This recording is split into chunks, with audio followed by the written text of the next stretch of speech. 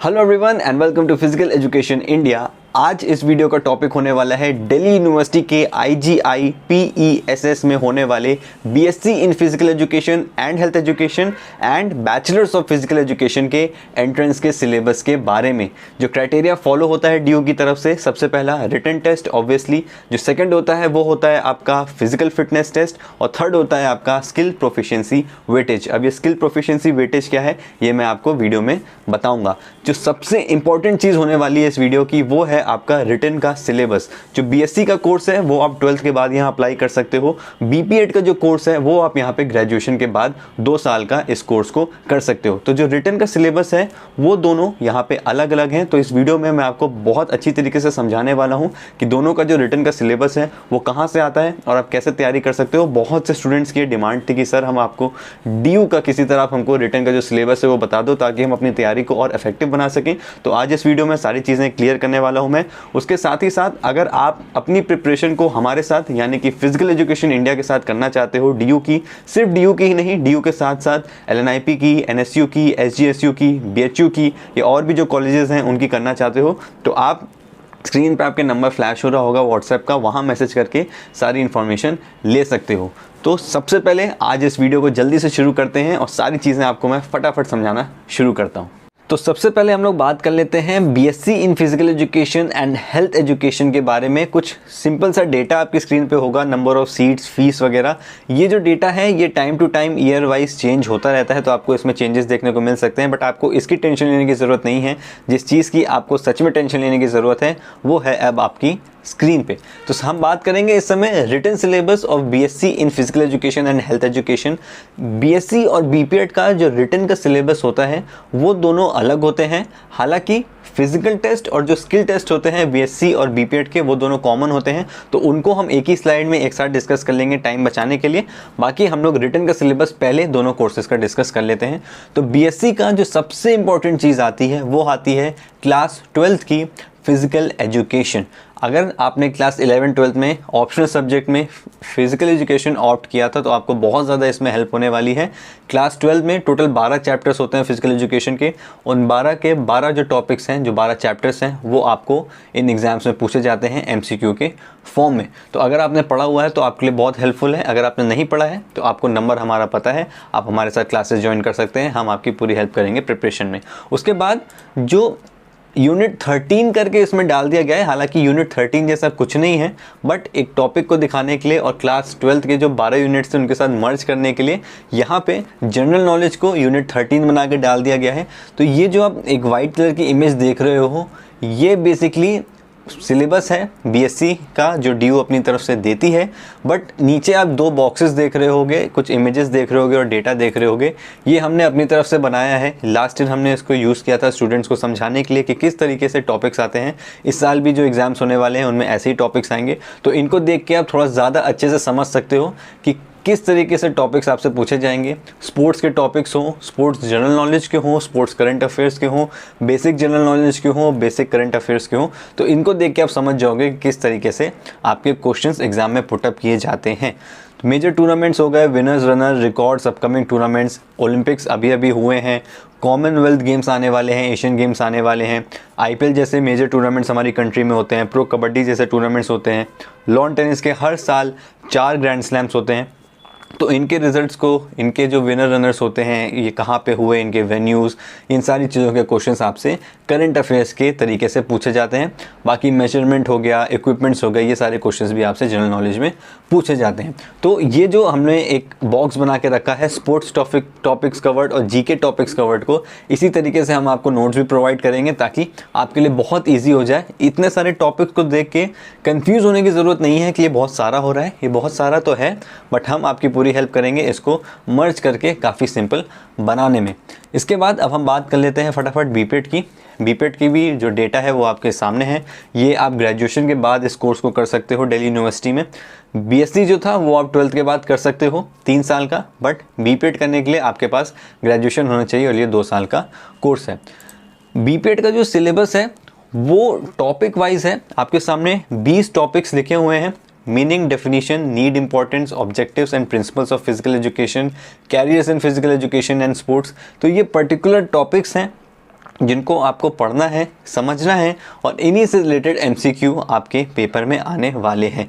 अब थोड़ा बहुत कन्फ्यूजन यहाँ पे होता है कि हम किसी बुक से पढ़ लें या फिर हम इंटरनेट से पढ़ रहे हैं और एमसीक्यू में कुछ और टॉपिक सा क्वेश्चन आ जाए। तो यहाँ पे एक चीज़ आपको समझने की ज़रूरत है, एमसीक्यूज़ जो आपके एंट्रेंस के टाइम में आएंगे रिटन में, वो बहुत ही बेसिक से होते हैं और वो बहुत ज़्यादा डिपेंड करेंगे आपकी सोच के ऊपर। आप किस तरीके से उस क्वेश्चन को पढ़ते हो और समझते हो और किस तरीके से आप सोचते हो, आपको उस हिसाब से उसको आंसर देना पड़ेगा। तो आपकी जो इंटेलेक्चुअल स्किल्स हैं, जो आपकी समझ है, वो बहुत ज़्यादा इंपॉर्टेंट रोल प्ले करेगी जब आप इन पेपर्स को देने के लिए जाओगे। बाकी आपको इन टॉपिक्स को अच्छे से पढ़ना ही है, आप इन टॉपिक्स को अच्छे से पढ़ के वहाँ जाके एग्ज़ाम दे सकते हो। इसके बाद जो चीज़ बीएससी में थी वही बीपीएड में भी है, sports general knowledge, sports current affairs, basic general knowledge current affairs, ये सारे टॉपिक्स भी आपके आने वाले हैं। अब हम बात कर लेते हैं फटाफट आपके फिजिकल टेस्ट के बारे में। Physical test for BSc and BPEd दोनों ही सेम होता है।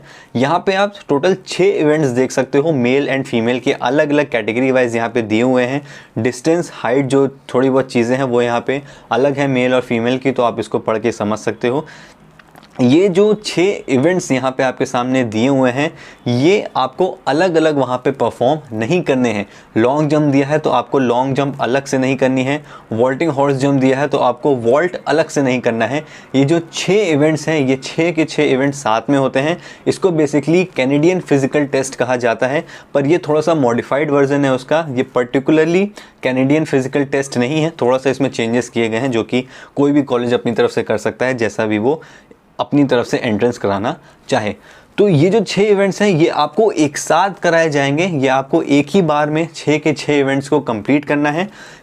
डीयू का मैंने जो प्रोस्पेक्टस देखा उसमें दिया है कि आपको 3 चांसेस मिलेंगी इनको करने के लिए और टाइम बेस्ड पे आपको पॉइंट्स मिलेंगे। अब आपको और अच्छे से समझ में आ जाए तो मैं आपको एक इमेज और दिखाता हूँ, जैसे कि आप देख सकते हो स्टार्टिंग पॉइंट यहाँ पे लिखा है, वहाँ से आप स्टार्ट करोगे। स्टार्ट करते ही आपको एक लॉन्ग जंप करनी है, जो भी मेल और फीमेल का डिस्टेंस दिया हुआ है आपको उसके हिसाब से जंप करनी है। अगर आप नहीं कर पाओगे तो आपको वहीं रोक दिया जाएगा, आप डिस्क्वालीफाई हो जाओगे उस पर्टिकुलर राउंड से। और आपके पास अगर और राउंड्स बचे हैं, जैसे कि मैंने आपको बताया कि 3 चांसेस आपको मिलेंगी, अगर आपके पास चांसेस बचेंगी तो आप कंटिन्यू कर सकते हो। तो सबसे पहले आपको लॉन्ग जंप करना है, उसके थोड़े डिस्टेंस बाद आपको वॉल्ट करना है। वॉल्ट की इमेज आप देख सकते हो आपके सामने है, इसके ऊपर से आपको जंप करना है। बेसिकली जिम्नास्ट इसको यूज़ करते हैं अपने इवेंट्स में। उसके बाद रिवर क्रॉसिंग है। रिवर क्रॉसिंग में ये मत सोचो कि पानी में छलांग लगानी है, पानी जैसा वहाँ पे कुछ भी नहीं होने वाला है।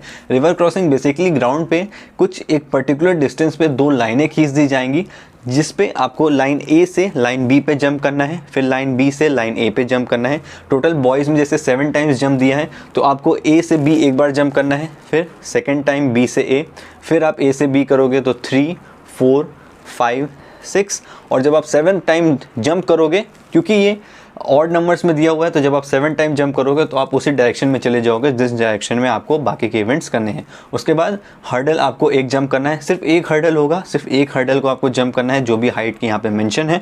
उसके बाद आपको एक फॉरवर्ड रोल करना है लास्ट में जाके, जिसके बाद आपके 5 इवेंट्स हो जाएंगे और फिर आपको एक यू टर्न लेते हुए अपना 6th इवेंट करना है जो कि है स्प्रिंट। तो ये जो 5 इवेंट्स को करते करते आपने डिस्टेंस कवर किया है, अब उसी डिस्टेंस को आपको स्प्रिंट करके कवर करना है। अब इनकी टाइमिंग्स ऐसे देखी जाती है, वो आप स्क्रीन पे अपने देख सकते हैं सॉरी, टाइमिंग आप देख सकते हैं। जो बेस्ट टाइमिंग है वो है 23.15 सेकंड्स की, या फिर उससे पहले इस पे आपको कंप्लीट 20 मार्क्स मिल रहे हैं। जैसे जैसे आपका टाइम बढ़ता जा रहा है आपके मार्क्स भी उसी हिसाब से कम होते जा रहे हैं। तो आपको इसके लिए फिजिकली खुद को फिट रखना है, अच्छा परफॉर्म करना है।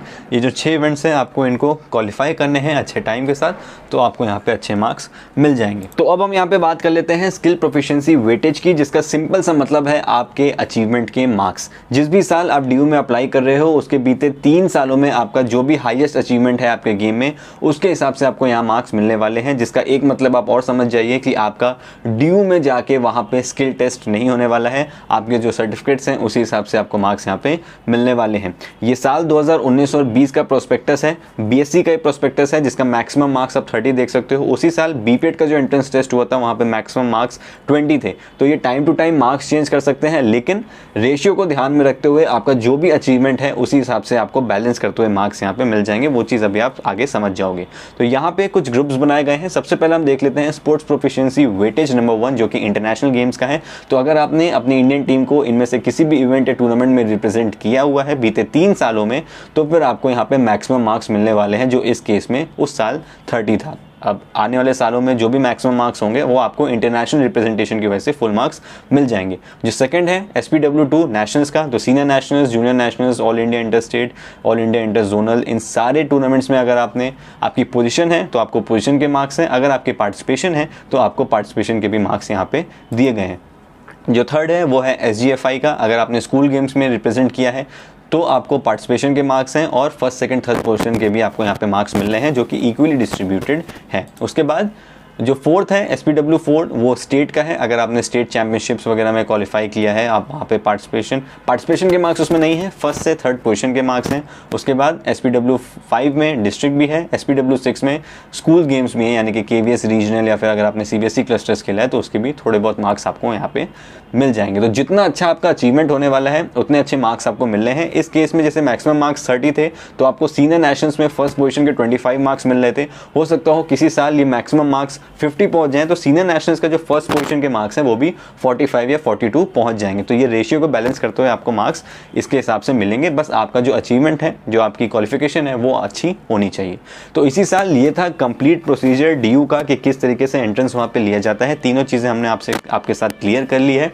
अगर आप हमारे साथ क्लासेस ज्वाइन करते हो तो मैं आपको फिर से रिमाइंड कर दूं, नंबर फ्लैश हो रहा होगा, आप वहाँ पे हमारे साथ ज्वाइन कर सकते हो। इन्फॉर्मेशन आपको सारी वहाँ मिल जाएगी। वहाँ पे हम इन सारी चीज़ों को और अच्छे से डिस्कस कर लेंगे और किस तरीके से आपको कंप्लीट प्रिपरेशन आपकी करनी है उसके लिए भी हम आपको गाइड करेंगे। So thank you so much for watching this video. इसके अलावा जो और भी यूनिवर्सिटीज़ हैं उनके वीडियोस भी जल्दी आएंगे ताकि आप अप टू डेट रहिए सारी इन्फॉर्मेशन से, और आपको किस कॉलेज के लिए अप्लाई करना है ये भी आपको अच्छे से पता होना चाहिए। इसीलिए हम आपके लिए इन सारी चीज़ों को कोशिश कर रहे हैं कि बहुत ईजी बना दें। कोई भी क्वेरी हो तो आप कमेंट कर सकते हो, इंस्टाग्राम पर मैसेज कर सकते हो, व्हाट्सएप पर मैसेज कर सकते हो। So till then stay safe and take care of your self.